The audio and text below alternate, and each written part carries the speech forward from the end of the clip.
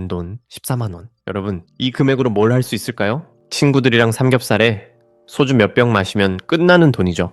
그런데 이 푼돈으로 연간 23만 대의 자동차를 쏟아내던 세계적인 수준의 자동차 공장을 통째로 집어삼킨 나라가 있습니다. 바로 러시아입니다. 2024년 초 러시아는 우크라이나 전쟁을 빌미로 현대자동차의 상트페테르부르크 공장을 단돈 1만 루블, 우리 돈으로 약 14만 5천 원에 강제로 인수하다시피 가져갔습니다. 장부 가치만 4천억 원이 넘고 실제 가치는 조 단위에 달하는 그 거대한 설비를 말이죠. 당시 푸틴 대통령과 러시아 언론들은 기세등등했습니다. 한국인들은 떠났지만 그들의 기술과 설비는 이제 우리 것이다. 러시아의 기술 자립을 위한 완벽한 발판이 마련됐다. 라며 축배를 들었죠. 실제로 공장 간판을 떼어내고 AGR이라는 현지 브랜드로 이름을 바꾼 뒤 창고에 남은 부품들을 긁어모아 솔라리스라는 이름의 차를 다시 만들어내기 시작했을 때만 해도 러시아의 승리처럼 보였습니다. 하지만 그로부터 2년이 지난 지금 이 화려했던 축제는 끔찍한 악몽으로 변해버렸습니다. 14만 원에 산 그 보물단지가 지금은 돈만 잡아먹는 거대한 고철 창고가 되어버렸거든요. 대체 그 사이 무슨 일이 벌어진 걸까요? 오늘은 공장 껍데기는 뺏을 수 있어도 한국의 기술호는 절대 훔칠 수 없다는 것을 전 세계에 증명해버린 현대차 러시아 공장의 기가 막힌 잔혹사를 파헤쳐 보겠습니다. 자, 일단 이 사건의 시작부터 들여다보죠. 러시아가 현대차 공장을 강탈하듯 가져갈 때 그들이 가졌던 자신감의 근거는 단순했습니다. 공장 안에 로봇도 있고 프레스 기계도 있고 조립 라인도 다 있는데 버튼만 누르면 차가 나오는 거 아니야? 라는 생각이었죠. 마치 요리사가 떠난 주방에서 레시피와 재료만 있으면 누구나 5성급 요리를 만들 수 있다고 믿는 것과 같았습니다. 하지만 그들이 간과한 치명적인 사실이 하나 있었습니다. 현대자동차는 더 이상 기계가 아니라 달리는 소프트웨어라는 점입니다. 러시아 기술자들이 위풍당당하게 조립 라인을 가동하려 했을 때 그들을 맞이한 건 차가운 철강이 아니라 디지털 장벽이었습니다. 현대차는 공장을 넘기기 전 핵심 소프트웨어와 중앙 제어 시스템의 연결을 완벽하게 차단해버렸습니다. 자동차의 뇌라고 할 수 있는 ECU 전자제어 유닛에 들어가는 소스코드, 정밀한 조립을 담당하는 로봇의 알고리즘, 그리고 수천 개의 부품이 제 시간에 도착하게 만드는 공급망 관리 시스템까지 현대차의 서버가 꺼지는 순간 그 수조 원짜리 기계들은 그냥 전기가 흐르는 쇳덩거리에 불과해졌습니다. 러시아는 부랴부랴 자체 소프트웨어를 개발하겠다고 호언장담했습니다. 우리에게도 우주선을 쏘아 올리는 기술이 있다! 라며 자신만만했죠. 하지만 결과는 처참했습니다. 자동차용 반도체와 정밀 센서, 그리고 이를 통합 제어하는 소프트웨어는 하루아침에 뚝딱 만들어지는 게 아니거든요. 결국 러시아는 현대차의 최신 모델을 생산하는 대신 20년 전 설계도를 꺼내 들어야 하는 굴욕적인 상황에 직면했습니다. 하드웨어는 2026년형인데 그 안에 들어가는 지능은 1980년대 수준으로 퇴보해버린 겁니다. 이게 바로 러시아가 맞이한 첫 번째 기술 자립의 벽이었습니다. 그럼 소프트웨어만 문제였을까요? 아니죠. 이제부터가 진짜 본 게임입니다. 자동차 한 대를 만드는 데는 약 3만 개의 부품이 들어갑니다. 현대차는 이 부품들을 전 세계에서 가장 효율적으로 조달하는 공급망을 가지고 있었죠. 그런데 한국을 비롯한 서방의 제재로 부품 공급이 완전히 끊기자 러시아는 절망에 빠졌습니다. 엔진의 핵심 부품 하나, 센서 하나가 없어서 수천 대의 차가 완성되지 못한 채 마당에 방치되는 진풍경이 벌어진 겁니다. 여기서 러시아가 선택한 최악의 수가 등장합니다. 바로 중국의 손을 내민 거죠. 중국 친구들이 도와주면 현대차 정도는 금방 따라잡겠지? 라고 생각한 겁니다. 실제로 중국 자동차 기업들은 이때다 싶어 러시아 시장으로 물밀듯이 밀고 들어왔습니다. 체리, 지리, 말리, 장성자동차 같은 브랜드들이 현대와 기아가 떠난 빈자리를 순식간에 점령했죠. 2021년만 해도 8%에 불과했던 중국 차의 점유율은 현재 90%를 육박하고 있습니다. 숫자로만 보면 시장이 활기를 되찾은 것 같죠? 하지만 속사정을 보면은 이건 구원이 아니라 약탈에 가깝습니다.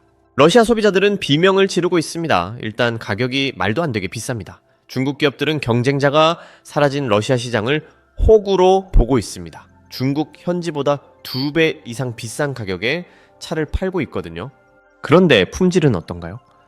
러시아의 혹독한 추위, 영하 30도, 40도까지 내려가는 시베리아의 겨울을 중국산 전자장비들이 버텨내질 못하는 겁니다. 시동이 걸리지 않는 건 예사고, 주행 중에 터치스크린이 얼어서 먹통이 되거나 문 손잡이가 부러지는 어처구니 없는 사고들이 속출하고 있습니다. 더 기가 막힌 건 수리 문제입니다. 부품 규격이 제각각인 중국 차들이 들어오다 보니 고장이 나도 부품을 구할 길이 없습니다. 현대차 시절에는 전국 어디서나 며칠이면 고칠 수 있었던 차들이 이제는 부품 하나를 기다리느라 몇 달씩 차고에 썩어가는 상황입니다. 러시아 사람들은 이제야 깨닫고 있습니다. 14만 원의 공장을 뺏었다고 좋아했는데 정작 우리가 뺏은 건 유지비만 엄청나게 드는 흉물이었구나 라고 말이죠. 과거에 탔던 한국산 중고차 가격이 신형 중국차 가격과 맞먹을 정도로 치솟는 기현상이 벌어지는 이유가 바로 여기에 있습니다. 이쯤 되면 러시아 정부도 뭔가 대책을 세워야겠죠. 그래서 내놓은 게 폐차세, 재활용 수수료, 대폭 인상입니다. 자국 산업을 보호하겠다는 명목으로 수입차에 엄청난 세금을 때리기 시작한 건데 이건 사실상 중국차를 향한 비명 섞인 저항이자 스스로 시장을 고립시키는 자폭이나 다름없습니다. 세금을 올리면 차 가격은 더 뛰고 고통받는 건 결국 러시아 서민들 뿐이니까요. 자, 이제 시선을 돌려 현대자동차를 한번 봅시다. 러시아 공장을 단돈 14만 원에 넘기고 4천억 원의 손실을 봤으니 현대차는 지금 눈물을 흘리고 있을까요? 놀랍게도 반대입니다.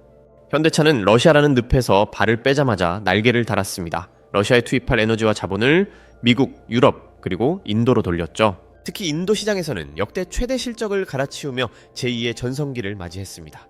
미국에서는 아이오닉 시리즈로 전기차 시장의 주도권을 쥐기 시작했고 전세계 완성차 이익률 1, 2위를 다투는 기염을 토하고 있습니다. 현대차의 러시아 공장은 이제 아까운 자산이 아니라 버려도 되는 껍데기가 되었습니다. 심지어 2년 안에 공장을 다시 사올 수 있는 바이백 옵션이 2026년 1월로 만료되는데 현대차는 이를 행사할 기색이 전혀 없습니다. 전쟁이 끝나지 않았고 제재도 여전한데 굳이 그 고물 공장을 다시 가져와서 리스크를 짊어질 이유가 없거든요. 러시아는 우리가 현대차를 쫓아냈다라고 정신승리를 하고 있지만 전 세계 시장은 러시아가 스스로 황금알을 낳는 거위의 배를 갈랐다라고 평가하고 있습니다. 이 사건이 우리에게 주는 메시지는 명확합니다. 21세기 산업의 핵심은 공장 건물이나 기계 설비 같은 눈에 보이는 하드웨어가 아닙니다. 그 안에 흐르는 데이터, 소프트웨어, 그리고 수십 년간 쌓아온 운영 노하우와 공급망이라는 보이지 않는 자산이 진짜 힘이라는 거죠. 러시아는 껍데기를 뺏는 데는 성공했을지 몰라도 그 안에 담긴 한국의 기술력이라는 알맹이는 단 1%도 가져가지 못했습니다. 오히려 이번 사건으로 러시아는 전 세계 비즈니스 사회에서 신뢰할 수 없는 파트너라는 낙인이 찍혀버렸습니다. 어떤 글로벌 기업이 내일 당장 14만 원에 재산을 몰수당할지도 모르는 나라에 투자를 하겠습니까?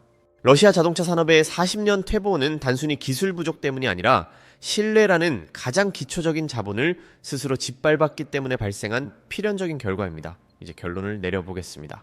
러시아의 14만 원의 승리는 역사상 가장 비싼 대가를 치른 패배로 기록될 것입니다. 공장 라인은 멈춰서고 기술은 수십 년 전으로 후퇴했으며 국민들은 품질 낮은 중국차를 비싼 돈 주고 사야 하는 처지가 됐습니다.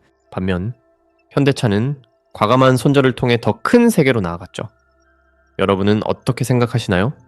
공장 문만 열려 있다라고 해서 자동차 산업이 돌아가는 걸까요? 아니면 그 문을 열 수 있는 디지털 열쇠가 진짜 기술일까요? 껍데기만 남은 상트페테르부르크 공장의 녹슨 기계들이 우리에게 말해주고 있는 것 같습니다. 기술은 훔칠 수 있어도 그 기술을 만드는 사람들의 정신과 신뢰는 절대 돈으로 살 수 없다는 것을 말이죠. 오늘 준비한 이야기는 여기까지입니다.